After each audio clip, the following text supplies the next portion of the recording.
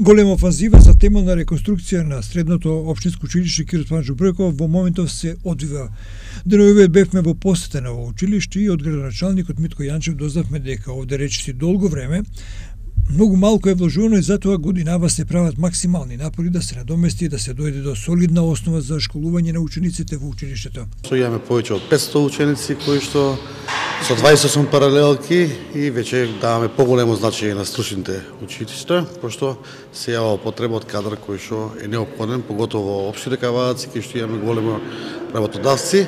Тоа се покажа и со дуалното образование, и со Евроникел, и со Дрекстермајер, и со други компании, каде што веќе и стипендии добиваат во средно училиште самите ученици.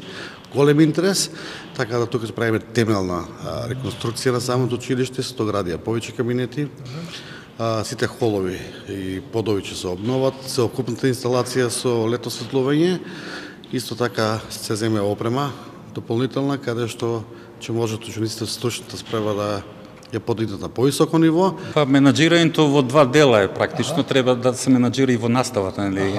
Во реконструкциите една работа, нешто и во настава да се мисли за наставата, да биме што е можно подобро припремени за септември за наставата.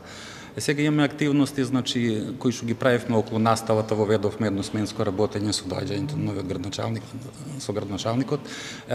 Потоа воведовме дигитализација на училниците, сите овие училници што ги имаме 28 на располагање, имаат LCD проектори, имаат секоја училница компјутер. Имаме набавено 2 нови училници со компјутери, некаде 70 компјутери, донација од Дрекстермајер, 20 компјутери од општината исто имавме донација, така да воведовме дуално образование први во државата. Понатаму се поврзавме со компаниите, скоро цело стопанство сме поврзани како училиште, затоа што сме стручно училиште. Новите реформи во програмите ни налагаат да наши ученици практично дел од наставата да го изведуваат во компаниите, заради тоа морат да се воспостават тие врски.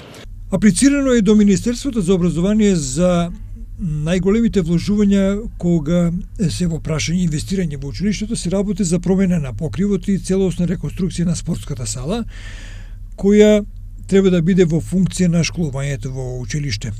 Тој наведе дека во моментот се одвиваат обемни работи на главниот хол во училиштето, потоа останатите холови, подот, зидовите, вратите, оградите на скалите и слично. До 1 септември, вели Ташев, сите започнати работи ќе бидат завршени. Сепак и тој додаде дека од витално значење за овој објект ќе бидат најавените инвестиции наредната година, а тоа е целосна реконструкција на покривот на училиштето и спортската сала. А што се однесува до тоа дека во ова училиште се школуваат исклучиво ученици од машки пол, директорот на училиштето рече дека сега се менува оваа филозофија.